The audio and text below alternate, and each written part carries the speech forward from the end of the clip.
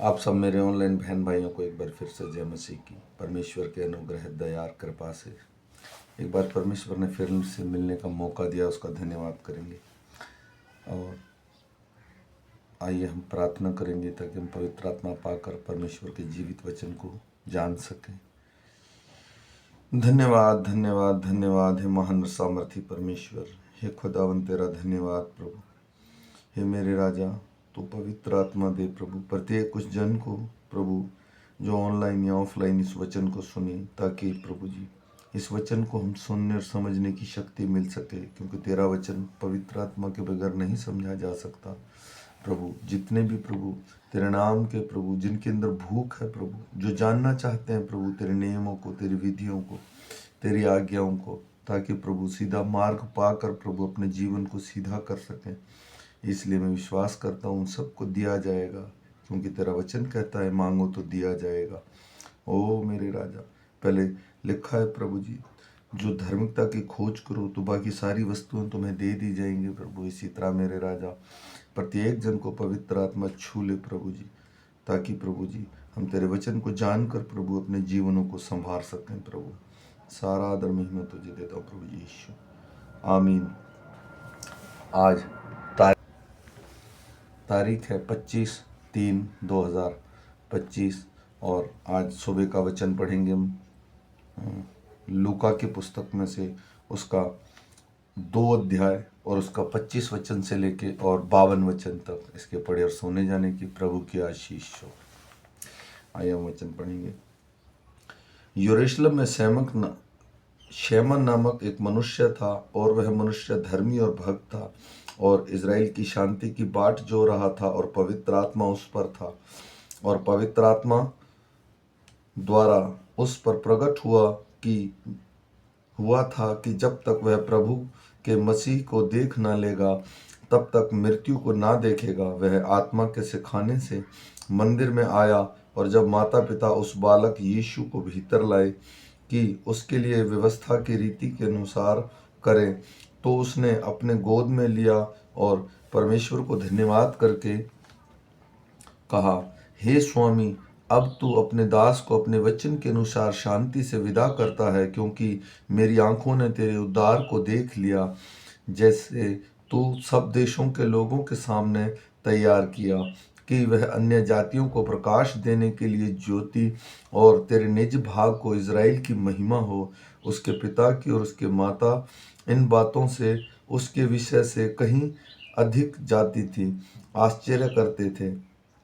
तब शैमन ने उनको आशीष देकर उसके माता पिता मरियम से कहा, देख, वह तो इज़राइल के बहुतों के गिरने और उठने के लिए और एक ऐसा चिन्ह होने के लिए ठहराया गया है, जिसके विरोध में बातें की जाएंगी, वरन तेरा प्राण भी तलवार से वार बार छिद जाएगा। इससे बहुत हृदयों के विचार प्रकट होंगे। आशूर के गोत्र के हनन्याह नामक फनूसेल की बेटी एक भविष्यवक्तिन थी। वह बहुत बूढ़ी थी और विवाह होने के बाद 7 वर्ष अपने पति के साथ रही थी।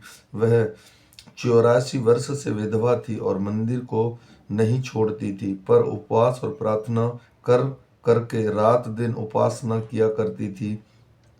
और वह उसी घड़ी वहां आकर प्रभु का धन्यवाद करने लगी, और उन सभी से जो यरूशलेम के छुटकारे की बाट जोते थे उस बालक के विषय में बातें करने लगी। जब वे प्रभु की व्यवस्था के अनुसार सब कुछ पूरा हो चुके, तो गलील में अपने नगर नासरत को फिर चले गए।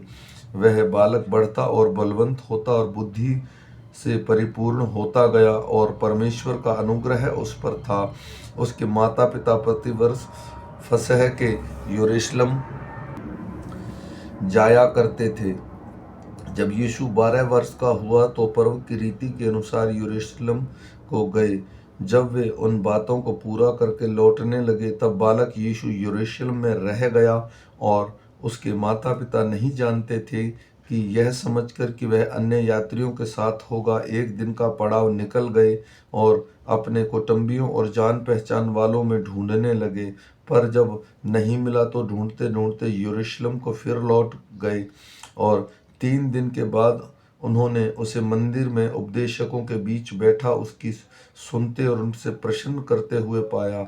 जितने उसको सुन रहे थे वे सब उसको समझ और उसके उत्तरों से चकित थे। तब वे उसे देखकर चकित हुए और उसकी माता ने उससे कहा, हे पुत्र, तूने हमसे क्यों ऐसा व्यवहार किया? देख, तेरा पिता और मैं कुढ़ते हुए तुझे ढूंढते ढूंढते थे। उसने उनसे कहा, तुम मुझे क्यों ढूंढते थे? क्या नहीं जानते थे कि मुझे अपने पिता के भवन में होना चाहिए? अवश्य है, परंतु जो बात उसने उनसे कही उन्होंने उसे नहीं समझा। तब वह उनके साथ गया और नासरत में आया और उनके वश में रहा। और उसकी माता ने ये सब बातें अपने मन में रखी और यीशु बुद्धि और डील डोल में और परमेश्वर के मनुष्य के अनुग्रह में बढ़ता गया। आमीन। मेरे भाई और बहनों, ये वचन हमें सिखाता है कि अगर आपका इसका 27 पढ़ेंगे, 2 का 27 में लिखा, वह आत्मा के सिखाने से मंदिर में आया। तो ये साफ बताता है कि बिना पवित्र आत्मा के हम धार्मिकता को नहीं पा सकते, ना परमेश्वर के जीवित वचन को समझ सकते हैं।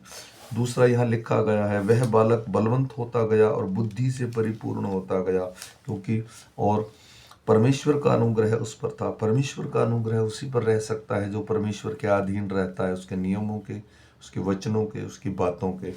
तीसरी चीज आज हमने सीखा, और बुद्धि से वह डील डोल और परमेश्वर और मनुष्य दोनों के अनुग्रह में बढ़ता गया। अगर कोई मनुष्य परमेश्वर को सच में मानता है तो वो परमेश्वर की और मनुष्यों की दोनों की आज्ञाओं को मानेगा, जिस तरह प्रभु यीशु ने हमें करके दिखाया। तो फिर मिलेंगे हम शाम के वचन के साथ। तब तक सब मेरे ऑनलाइन बहन भाइयों को जय मसीह की। परमेश्वर का अनुग्रह, कृपा और दया हमारे परिवारों पर, हमारे बच्चों पर, हम पर, हमारे कामकाज पर सभी में बनी रहे, ताकि वो हमारी अगुवाई करे। जय मसीह की।